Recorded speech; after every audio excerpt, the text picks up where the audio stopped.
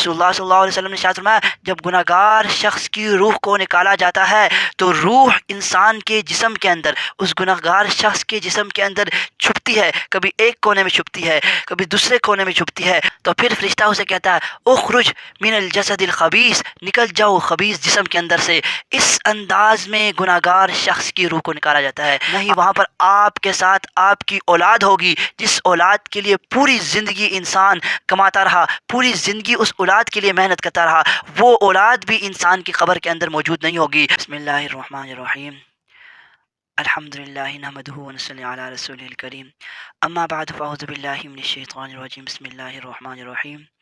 قال اللہ تبارک و تعالی فی کلام المجید والفرقان الحمید کل نفس ذائقۃ الموت،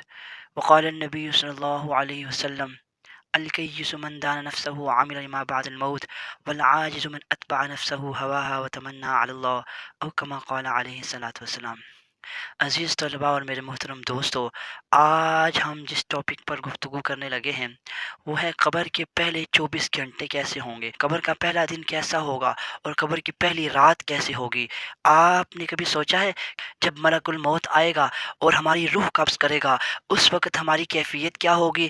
کیا آپ نے کبھی سوچا ہے اس وقت جب ملک الموت آئے گا اس وقت ہماری موت کس طرح ہوگی؟ کیا ہماری موت کلمہ طیبہ پڑھنے کے ساتھ ہوگی یا بغیر کلمے کے ہوگی؟ کیا ہم نے پوری زندگی نیک اعمال کیے ہوں گے یا پوری زندگی اللہ رب العزت کی نافرمانی کی ہوگی؟ جس شخص نے اللہ رب العزت کے احکامات کو مانا ہوگا اور رسول اللہ صلی اللہ علیہ وسلم کی تعلیمات کے مطابق اپنی زندگی گزاری ہوگی، وہ شخص موت کے وقت کامیاب ہوگا۔ وہ شخص ایسا ہوگا جب اس کے پاس ملک الموت آئے گا تو اتنی خوبصورت شکل کے اندر آئے گا۔ روایات میں آتا ہے رسول اللہ صلی اللہ علیہ وسلم نے ارشاد فرمایا جب کوئی نیک شخص فوت ہوتا ہے اس کے پاس ملک الموت انتہائی خوبصورت شکل میں آتا ہے، اس کے ساتھ 40 فرشتے اور آتے ہیں جو اپنے ہاتھ میں پھولوں کے گلدستے لے کے آتے ہیں، اور اس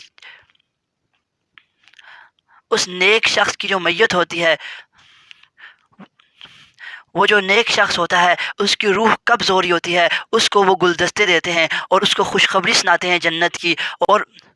اس نیک شخص کو وہ فرشتے سہلاتے ہیں تاکہ اس کی روح آسانی سے نکل جائے۔ اس طرح نیک شخص کی روح کو نکالا جاتا ہے۔ اسی طرح رسول اللہ صلی اللہ علیہ وسلم نے ارشاد فرمایا جب کسی برے شخص کی روح کو نکالا جاتا ہے، کسی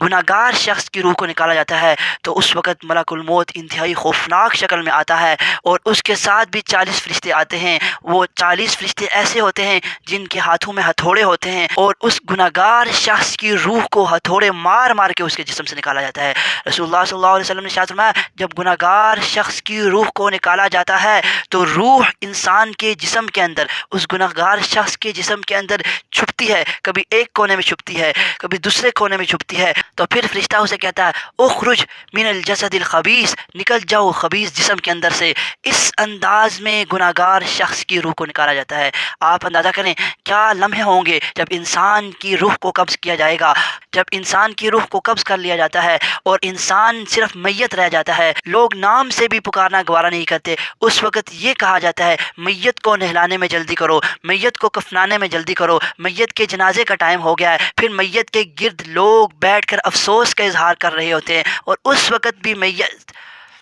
اس وقت بھی لوگوں کی زبان پر میت کا نام ہوتا ہے۔ عزیز طلباء و طالبات اور میرے محترم دوستو، کیا کبھی آپ نے سوچا ہے جب ہمارا جنازہ لے کر جایا جائے گا جنازہ گاہ کی طرف، اس وقت لوگ ہمیں کندھے کے اوپر رکھ کے لے کے جا رہے ہوں گے، رشتہ دار ہمیں کندھوں کے اوپر رکھ کے لے کے جا رہے ہوں گے، اور پھر ہمیں آگے رکھ دیا جائے گا اور پھر امام صاحب ہمارا جنازہ پڑھائیں گے۔ یہاں پر میں ایک بات ضمناً اور عرض کر دوں، کچھ افراد ایسے ہوتے ہیں جو علماء سے آگے بڑھنے کی کوشش کرتے ہیں، امام سے آگے بڑھنے کی کوشش کرتے ہیں، لیکن امام سے آگے صرف ایک ہی شخص ہوتا ہے، وہ میت ہوتی ہے، باقی تمام افراد امام کے پیچھے ہوتے ہیں۔ اس بات سے یہ بھی بات پتہ چلتی ہے کہ ہمیشہ امام کو آگے رکھنا چاہیے، ہمیں ہمیشہ امام سے پیچھے رہنا چاہیے۔ میں عرض یہ کر رہا تھا عزیز طلبہ اور میرے محترم دوستو، پھر جب امام سب جنازہ پڑھاتے ہیں اس کے بعد آپ کو قبر کی طرف لے کر جایا جاتا ہے۔ کیا کبھی آپ نے سوچا کہ آپ تنہا قبر کے اندر چلے جائیں گے؟ آپ کے رشتہ دار جو آپ کے ساتھ جا رہے ہیں وہ آپ کو چھوڑ کر واپس آ جائیں گے؟ کیا کبھی آپ نے سوچا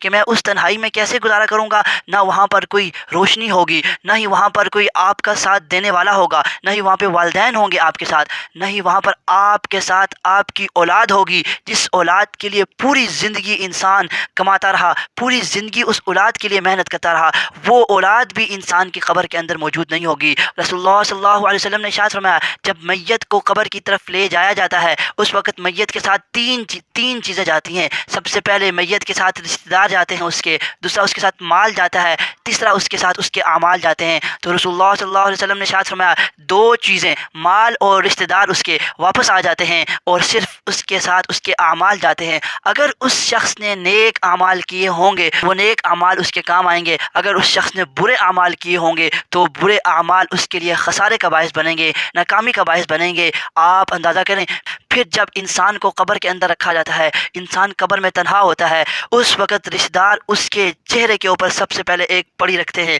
اس کے بعد کرتے کرتے پوری قبر کو پڑیوں سے بھر دیا جاتا ہے۔ سب سے پہلے رشتہ دار تھوڑی تھوڑی مٹھیاں بھر کر قبر کے اوپر مٹی ڈالتے ہیں، پھر بعد میں کسی اوزار کے ذریعے اکٹھی قبر پر مٹی ڈال کر قبر کو اوپر سے بند کر دیا جاتا ہے۔ آپ اندازہ کریں حدیث میں آتا ہے رسول اللہ صلی اللہ علیہ وسلم نے ارشاد فرمایا جب قبر کے اندر دفنانے کے بعد اس کے رشتہ دار واپس جاتے ہیں اس وقت مردے کے اندر اللہ رب العزت اپنے حکم سے روح کو پھونک دیتا ہے اور جسم کے ساتھ روح کا کنیکشن ہو جاتا ہے، اور پھر جب رشتہ دار واپس جا رہے ہوتے ہیں وہ میت رشتہ داروں کے واپس جانے کی قدموں کی آہٹ سن رہا ہوتا ہے۔ پھر آپ اندازہ کریں ایک بجلی کی کڑک سی آواز آتی ہے اور پھر منکر نکیر آتے ہیں۔ رسول اللہ صلی اللہ علیہ وسلم نے ارشاد فرمایا منکر نکیر کا حلیہ کیسا ہوتا ہے؟ ان کے بال اتنے لمبے ہوتے ہیں اور خوفناک ہوتے ہیں، پاؤں تک ان کے بال جا رہے ہوتے ہیں، ان کی آواز بجلی کی کڑک کی طرح ہوتی ہے۔ اس وقت وہ تین سوال کرتے ہیں مر ربک تمہارا رب کون ہے، ما دینک تمہارا دین کیا ہے، مر رسولک تمہارا رسول کون ہے۔ آپ اندازہ کریں اگر ہم نے دنیا کے اندر اللہ رب العزت کے بتائے ہوئے احکامات کے مطابق زندگی گزاری ہوگی اس وقت ہم مر ربک کے سوال کا جواب دے دیں گے۔ اگر ہم نے دنیا کے اندر اللہ رب العزت کے احکامات کو پس پشت ڈالا ہوگا، اللہ رب العزت کے احکامات کی نافرمانی کی ہوگی، اس وقت ہم اس سوال کا جواب نہیں دے پائیں گے۔ پھر فرشتے سوال کریں گے ما دینک تمہارا دین کیا ہے۔ اگر ہم نے پوری زندگی اپنی دین کے مطابق گزاری ہوگی تو اس وقت ہم اس سوال کا جواب دے پائیں گے کہ ہمارا دین اسلام ہے۔